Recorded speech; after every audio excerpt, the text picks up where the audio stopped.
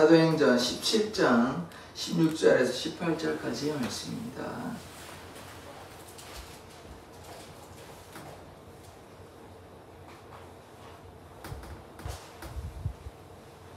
사도행전 17장 16절에서 18절까지의 말씀입니다. 저와 여러분이 교독하도록 하겠습니다. 바울이 아덴에서 그들을 기다리다가 그 성에 우상이 가득한 것을 보고 마음에 격분하여 이 땅에서는 유대인과 경건한 사람들과 또 장터에서는 날마다 만나는 사람들과 변론하니 같이 읽겠습니다. 어떤 에피크로스와 스토아 철학자들도 바울과 쟁론할세 어떤 사람들은 이르되 이 말쟁이가 무슨 말을 하고자 하느냐 하고 어떤 사람은 이르되 이방신들을 전하는 사람인가 보다 하니 이는 바울이 예수의 부활을 전하기 때문이로라. 아멘. 하나님, 우리가 날마다 예수를 증거하는 삶 살게 하여 주시옵소서. 아멘. 예수 그리스도의 이름으로 기도드립니다. 아멘. 지금 바울이 혼자 배 타고 한 400km 정도, 며칠 걸렸을 겁니다. 일주일 가까이 걸렸을 것 같은데 배 타고 혼자 지금 아덴에 왔습니다. 아덴이라 그러면 아테네입니다. 그리스의 수도 아테네에 지금 혼자 와 있는 상태입니다. 지금 마게도니아 와서 이제 빌립보 갔고, 빌립보에서 또 데살로니가 갔고, 데살로니가에서 지금 그 다음에 베레아 갔습니다.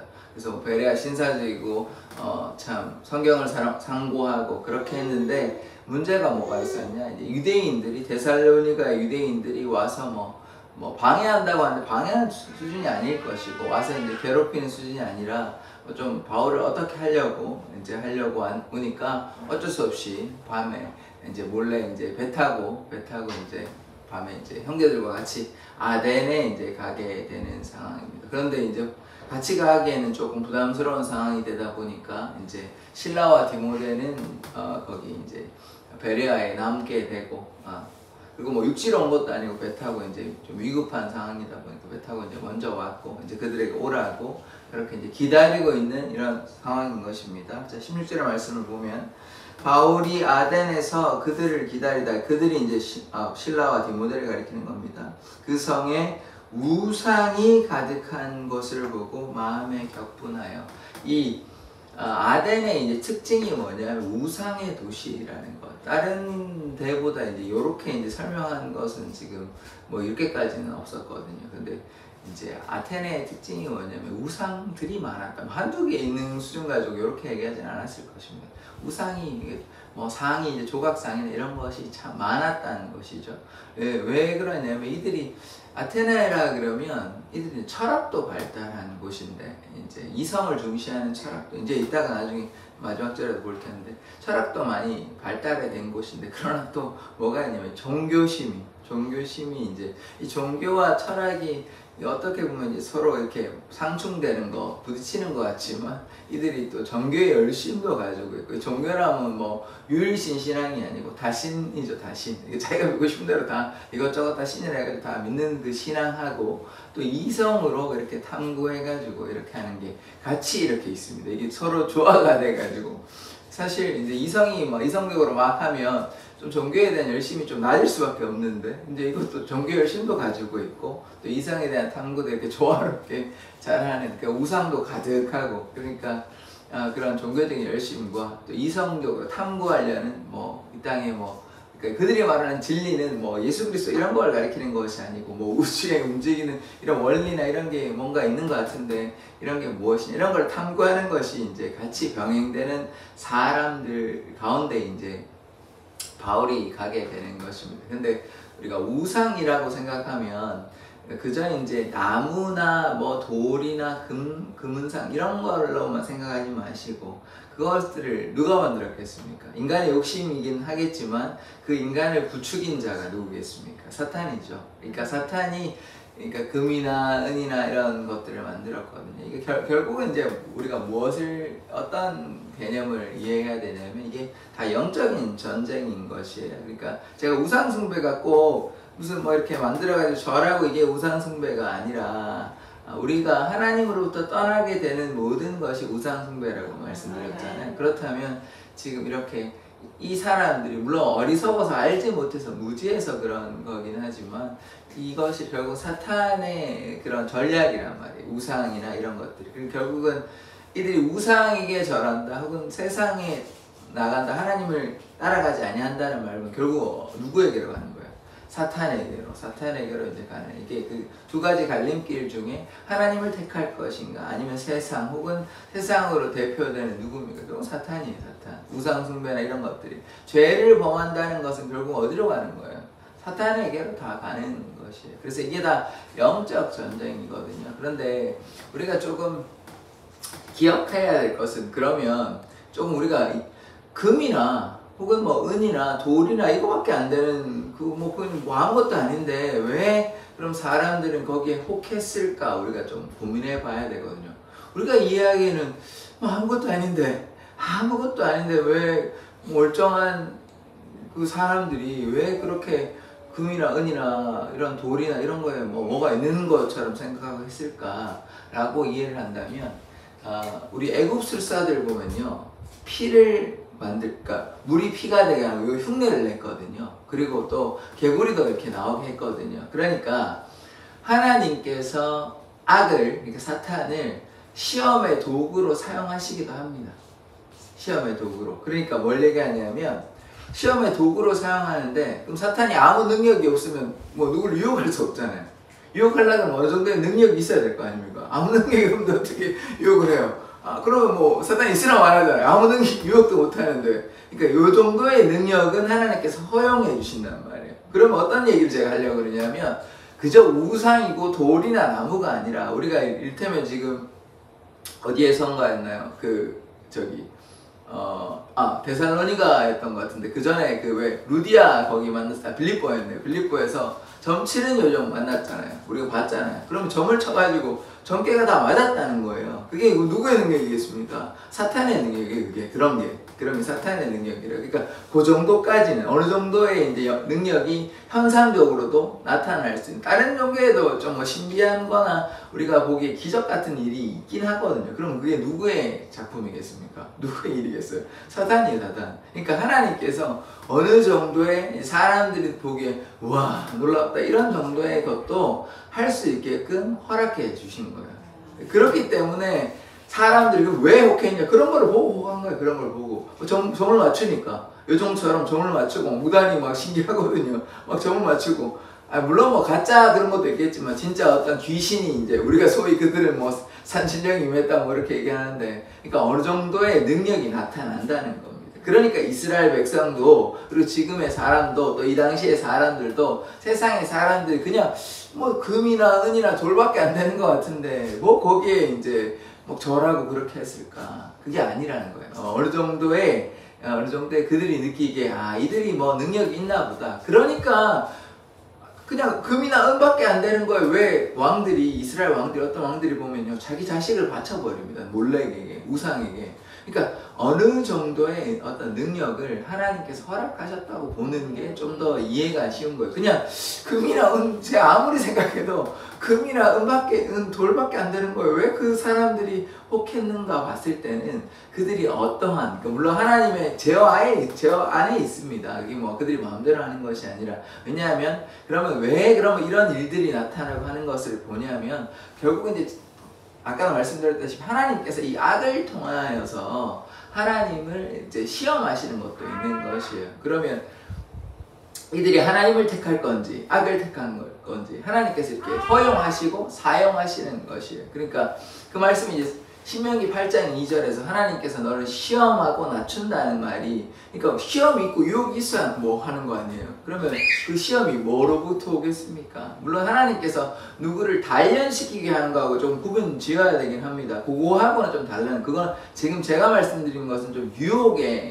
사단의 유혹이나 미혹이나 이런 것을 가리키는 것이에요. 그러니까 그렇게 빠지다 보니까 우상에 당기는 거고, 또 우리가 뭐 정금같이 단련하는 부분은 우리가 하나님께 믿음으로 나아가기 위해서 좀 다른 부분, 로 구분 지어야 됩니다만 제가 지금 뭘 말씀드리냐면 이 사람들이 왜 우상을 자꾸 섬기고 우상에게 따라가고 다른 신을 쫓아갔을까 봤을 때는 분명히 그들이 어느 정도의 사람들을 혹할 수 있는 능력이 간헐적으로 뜨문뜨문이라도 나타나긴 한다. 그러나 우리가 기억해야 되는 것은 우리가 갈멜살 대견 기억나시잖아요. 엘리야가 이제 바알의 선지자들과 이렇게 싸워가지고 누가 역사가 나타났어요? 불이 어디에서 떨어졌죠? 하나님께 떨어졌습니다. 그런데 이제 아마 이제 그 전에도 이 바알의 선지자들이 혹은 아세라의 선지자들이 어느 정도의 어떤 뭐 초자연적인 현상이 그 전에는 그때 그 갈멜살 대견에서는 분명히 하나님께서 참신이라는 것을 증명하셨지만 그 전에는 어떤 역사들이 좀 나타났을 거라고 어떤 일들이 나타났기 때문에 이스라엘 백성들이 혹하고 거기에 붙은 것이에요. 그러니까 우리가 그런 것들을 좀 기억할 필요는 이해할 필요가 있습니다. 그러니까 물론 뭐 그게 대단한 건 아니고요. 하나님만 참된 신이시고 다른 건 다 가짜입니다. 다 사단의 장난이고 사단의 노름이에요. 우리가 그걸 혹할 필요가 없어요. 뭐 점이 맞다고 해서 뭐가 어떤 일이 나타나고 해서 거기에 혹하면 안 됩니다.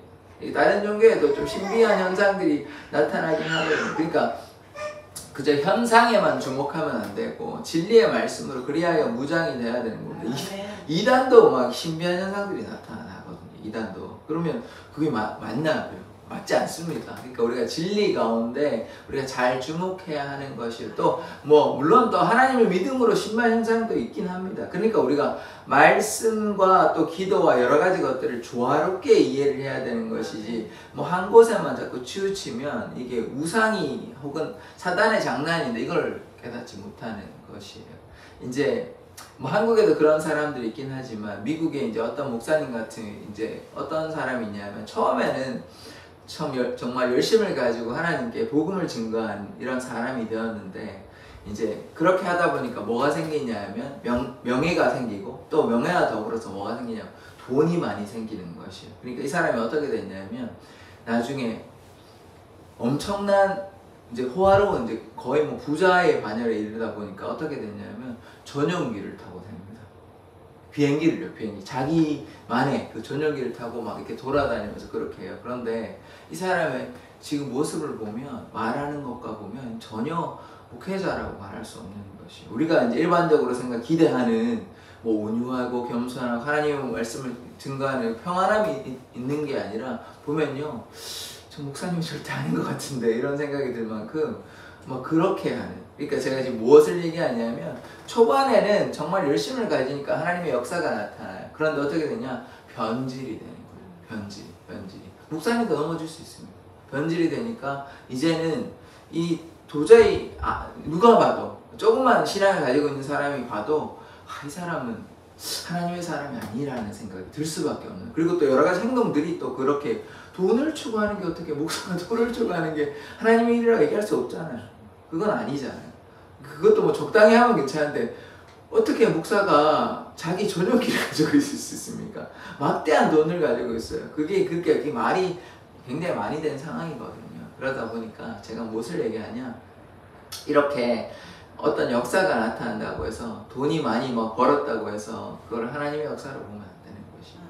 그러니까 우리가 잘 주의해야 되는 것이에요. 그냥 막 거짓 선지자가 많이 있어요. 우리 이단뿐만 아니라. 그래서 우리가 참 주의를 해야 되는 것이에요. 그러니까 하나님께 순종하지 아니하고 믿음으로 나아가지 아니하고 우리 이스라엘 백성들도 보잖아요. 이스라엘 백성이 어떤 사람들이었습니까? 원래 하나님께 섬기고 하나님께 택하시고 그래서 심지어 그래가지고 애굽에서 이제 구하여 주셨는데도 불구하고 좀 모세가 잘못한 것도 없고 그런데 뭐 자기들이 먹을 게 없다 그러면 만나 매출하게 주시고 목마르다면 물도 주시고 했는데 결국 마음에 안 드니까 그것도 뭐까지 가냐면 모세가 이제 시내산에서 십계명 받으러 갔는데 하나님과 40주야 이렇게 가가지고 있으니까 금송아지 만들어 버리잖아요. 그러니까 옛 습관대로 그냥 애굽은 이제 당연히 유일신이 아니기 때문에 여러 가지 신들을 다신이잖아요. 그 신앙을 그냥 섬기고 그렇게 하는 거예요. 말도 안 되는 행동을 하는 것이에요. 그러니까 하나님의 놀라운 능력도 다 처음했잖아요. 홍해가 갈라지고 이런 걸 다 했음에도 불구하고 그거를 그리고 10가지 재앙도 있잖아요. 홍해만 한 게 아니라 10가지 재앙으로 하나님의 전능하신 역사를 6월절도 보고 다 했는데도 불구하고 그렇게 되는 거예요. 넘어지는 거예요. 그러니까 하나님을 온전히 섬기지 아니하면 결국 어디까지 가게 되냐면 우상 숭배까지 된다. 하나님을 떠나게 된다. 이게 그냥 이스라엘 백성에게만 해당되는 것이 아니라 제가 좀 전에 말씀드린 미국에 처음에는 그러지 않으셨을 것입니다. 처음에는 정말 열심을 가지고 복음을 증거하기 위해서 애를 썼을 텐데 교만하고 또 타락하고 이렇게 되니까 돈에 집착하게 되고 또 말을 이상한 얘기를 막 합니다. 성경 중심적인 이런 말이 아니라 자기 마음대로 막 그래서 이걸 번영신학이라고 하는데 하나님께서 뭐 어떤 축복이 있죠. 근데 그게 너무 극대화돼가지고 하나님 무슨 뭐 물질의 신입니까? 이러지는 않잖아요. 가장 중요한 거는 예수 그리스도를 통한 구원인데 그런 얘기를 뭐 잘 안 하고 뭐 돈에 관련된 얘기하고 잘 먹고 잘 산다 이런 얘기를 하면 이거는 뭐 가짜 복음이죠. 그런 사람들이 있다고요. 한두 사람이 아닙니다. 미국에 많이 있어요. 그러니까 조심해야 돼요. 조심해야 돼요. 우리가 이 땅에 잘 먹고 잘 사는 어느 정도는 중요합니다만 그게 아무리 그걸 뭐 중요한다고 해서 예수 그리스도의 십자가보다 중요시하면 안 돼요. 우리가 예수님을 믿는 것은 예수님을 믿고 구원받기 위해서 예수님과 동행하기 위해서 그게 핵심 진리인데 그거는 좀 얘기를 잘 안 하고 뭐 잘 먹고 잘 살고 하나님이 뭐 해도 다 사랑하신다 이렇게 얘기하면 모르겠습니다. 제가 생각하기에는 제가 잘못 해석하는지는 모르겠는데 성경 중심적인 가치관, 성경 중심으로 이해하자면 그것은 잘못된 가짜 복음에 가까울 수 있습니다. 우리가 그걸 주의해야 돼요. 그러니까 하나님께 순종하지 아니하고 자기 마음대로 제 욕심대로 살아가면 누구나 다 타락할 수 있습니다. 그러면 하나님께로 나아갈 수 없죠. 하나님께 나아가지 못했다는 것은 결국 영원히 주님과 동행하지 못할 수 있는 것입니다. 이게 무서운 경고예요. 그걸 우리가 보고 깨달아야 하는 것입니다. 그래서 이제 결국은 세상이 이제 망하게 될 때, 그럴 때 하나님께 나아가지 하는 자가 아니라 하나님 손 붙잡는 자 되어야 하는 것입니다. 자, 17절에 그래서 이제 우상이 가득한 것을 보고 이제 화가 났는데 17절에 회당에서는 유대인과 경건한 사람들과 또 장터에서는 날마다 만나는 사람들과 변론하니 이제 유대인의 회당에서는 유대인들과 이제 이야기하고 뭐 헬라인들로 좀 왔으면 이제 이야기를 하고 근데 지금 어떤 상황입니까? 우상이 가득하고 그런 이제 나름대로 열심히 있다 보니까 이 바울이 어떤 방식을 취하냐면 그들의 방식으로 좀 취해요. 사실은 이제 뭐 논리적으로 이렇게 하는 것이 지금 시대에 어느 정도 필요하긴 합니다만은 사실 성경에서는 우리에게 무엇을 요구하냐? 믿음을 요구하는 것이거든요. 믿음을. 우리가 뭐 논리적으로 이러하다 그러하기 때문에 증명한다 이런 방식은 사실 뭐 어느 정도 뭐 일리가 있긴 하지만 그것보다는 좀 믿음으로 하는 것이 좋거든요.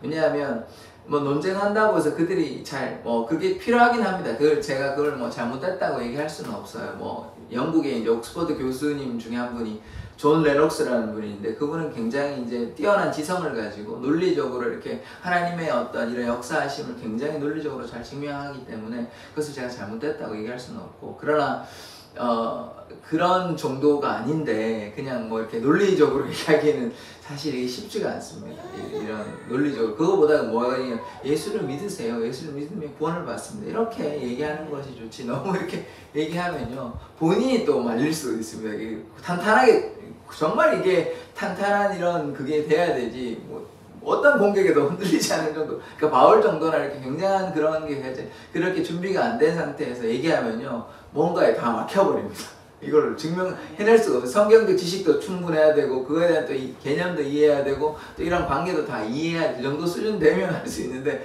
그렇게 된다고 해서 그 사람들 꼭 받아들이는 것도 아니에요. 근데 그런 목회자들도 있긴 합니다. 교회 이제 학교 캠퍼스나 길거리에 돌아다니면서 그렇게 하는 복음을 전하는 사람들이 있어요. 서로 이렇게 얘기하면서 그게 뭐 무조건 나쁘다고 볼 수는 없는데 뭐 하여튼 뭐 방식의 차이긴 한데 지금 그런 방식을 지금 누가 취하고 있냐? 바울이 지금 여기에서는 그렇게 하고 있어요. 여기에서 사람들과 좀 대화하면서 때로는 논쟁하면서 장터에서 회당에서 이렇게 하나님을 전하는 방식. 왜냐하면 이들이 이제 논리적으로 이성적으로 어떤 진리를 탐구하는 이런 모습들을 보게 되니까 이 바울도 똑같은 방식으로 복음을 전하기 위해서 그들에게 이렇게 접근하는 것입니다. 자, 그 다음에 18절의 말씀. 어떤 에피크로스와 스토아 철학자들도 바울과 쟁론할세 어떤 사람은 이르되 이 말쟁이란 바울 얘기하는 겁니다. 말을 잘하니까요. 무슨 말을 하고자 하느냐 하고 어떤 사람은 이르되 이방신들을 전하는 사람인가 보다 하니 이는 바울이 예수와 부활을 전하기 때문이로라. 이제 바울이 이제 목적이 여기에 분명히 있는데 예수와 부활, 결국은 예수님의 부활, 예수님에 대해서 증거하기 위해서 지금 이렇게 논쟁하고 있는데 지금 누구를 만났냐면 두 가지의 학파가 나오거든요. 에피크로스 철학자들과 스토아 철학자. 이 고등학교 때 보면 공부할 때가 나왔었는데 에피크로스라고 뭐라 하냐면 쾌락주의거든요. 쾌락주의가 우리가 술 마시고 뭐 이렇게 막 노는 쾌락을 얘기하는 것이 아니고 마음의 평안을 가리킵니다. 진정한 쾌락, 궁극의 쾌락. 그래서 뭐 쓸데없는 짓 하는 거라기보다 마음의 평안. 이게 이제 에피크로스고 스토아 학파는 어떠냐면 이성을 중시합니다. 아까 제가 철학적인 이성을 중시한 이 스토아 학파가 그래요. 근데 이 사람들이 아까 종교적 열심과 또 이 이성 간의 충돌이 없다 이렇게 얘기를 했잖아요. 스토아 학파가 이런 사람이에요. 왜 그러냐면 이성적으로 진리를 탐구하긴 하지만 또 어떻게 되냐면 어떤 일이 있냐면 이 사람들이 범신론이라고 해서 자연의 모든 이런 것들이 신이다 이렇게 보는 것이에요. 신이다. 신적인 어떤 우리가 생각하는 인격적인 하나님은 아니고요. 그런 하나님은 아니고 우주 가운데 어떤 진리가 있다, 어떤 힘이 있다 이 정도로 이해합니다. 우주가 그러니까 뭐냐면 거대한 신인데 이 신이 인격적인 우리가 생각하는 하나님 이런 개념은 아닙니다. 그 정도로 이해하는 거예요. 그러니까 이런 사람들과 지금 누가 서로 싸웁니까? 서로 얘기합니까? 바울이 얘기하고 있는 것이에요. 바울이 이제 이방신을 전한다. 이방신 그들 입장에서 이방신이 맞긴 하죠. 이 말쟁이가 뭔 얘기하느냐 지금 얘기하고 있는데 지금 그게 아니라 예수님 얘기하고 있는 것입니다. 예수님. 그러니까 그들이 생각하는 인격적인 신은 아닌 것이죠. 그리고 그리스 신화에 나오는 그런 신들도 어느 정도 인격을 갖췄다고 볼 수 있지만 다 신이잖아요.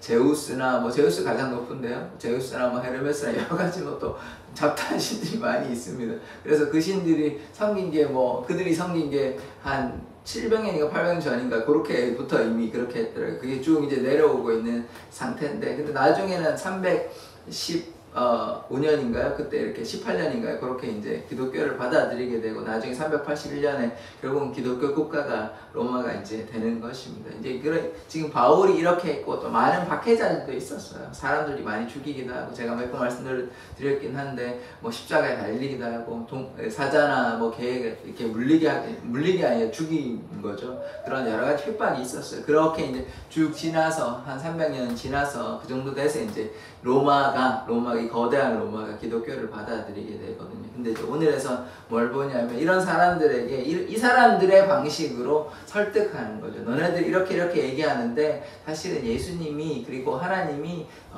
이 땅을 모든 지으신 하나님이다. 모든 만물을 지으신 하나님. 그게 이제 내일 그 다음에 보게 되는데 그런 이야기를 하게 되는 것입니다. 그래서 지금 바울이 전도의 방식이 여기서는 조금 다르게 나오거든요. 이제 그들에게 논리적으로, 이성적으로 그들이 하는 방식대로 지금 전하는 모습을 어디에서 보냐면 아덴에서 보게 되는 것입니다. 그전에는 이제 예수님이 누구시다 이렇게 설명하는 방식이었지만 여기에서는 조금 이제 논쟁하는 방식으로 나온다. 이제 여기 아덴에서만 그래요. 왜냐하면 그들이 종교적 열심도 있고 또 이성적으로 탐구하는, 진리를 탐구하는 그런 방식이 있기 때문에 거기에 맞춰서 이렇게 같이 대응하게 되는 것을 보게 되는 것입니다. 그래서 우리의 삶에도 하나님께서 이렇게 우리에게 지혜를 주실 수 있습니다. 어떻게 이제 대응하고 어떻게 복음을 전해야 되는지. 그런데 저는 개인적으로 이렇게 생각합니다. 이성적으로 물론 이렇게 때로 할 때도 있어야 되긴 하겠지만 그것보다는 그냥 우리의 삶을 통해서 복음을 증거하고 또 그렇게 되면 또 그게 또 더 자연스럽고 더 영향력이 있습니다. 말로 이렇게 하는 것도 그게 다 제가 말씀드렸지만 틀렸다고 얘기하기는 힘들지만 그것보다는 제가 생각할 때 좀 더 나은 방법은 어떤 말로 설득하는 것보다 우리의 삶을 통해서 또 그렇게 할 때 그게 또 영향력이 나타나지. 말로 이렇게 하는 거에는 조금 한계가 있긴 합니다. 뭐 그런 것도 필요 없다고 얘기할 수는 없어요. 필요 없다고 얘기할, 그걸 통해서 누군가는 또 받아들일 수 있는 것이고, 또 복음을 증거할 때 어느 정도 더 지식과 지혜가 필요한 것도 맞는 것이니까. 그래서 이렇게 해서 누군가가 한 사람이라도 변화를 받는다면 그것도 좋은 역할이 되는 것입니다. 무조건 부정적으로만 볼 수는 없는 노릇이고, 다만 말보다는 우리의 삶을 통해서 또 그렇게 하면 그게 더 좀 더 나은 방법이 아닐까, 저는 개인적으로 그렇게 생각을 하고 있습니다. 기도하겠습니다. 하나님, 바울이 아덴에서 하나님의 복음을 담대히 증거하였습니다. 이들이 우상에 대한 우상 숭배와 종교적 열심과 또 이성적으로, 논리적으로 또 지혜를, 또 진리를 참고하는 그 사람들입니다. 그러므로 바울이 그들의 삶과 맞게, 그들의 방식과 맞게 논리적으로, 이성적으로 접근하고 있습니다. 하나님, 우리의 삶을 통하여 하나님의 그 사랑과 은혜가 흘러가기를 원합니다. 그리하여 그들이 예수를 믿는 자 되게 하여 주시옵소서. 이 제천에 하나님을 믿지 아니하는 수많은 사람들이 있습니다. 한 영혼이, 두 영혼이, 더 많은 영혼이 이 사랑의 교회에 나와서 예배할 수 있도록 주님께서 그들의 마음을 열어 주시옵소서. 감사드리며 예수 그리스도의 이름으로 기도드립니다. 아멘. 주기도문으로 예배를 마치도록 하겠습니다. 하늘에 계신 우리 아버지여, 이름이 거룩히 여김을 받으시오며 나라의 임하옵시며 뜻이 하늘에서 이룬 것 같이 땅에서도 이루어지이다. 오늘날 우리에게 일용할 양식을 주옵시고 우리가 우리에게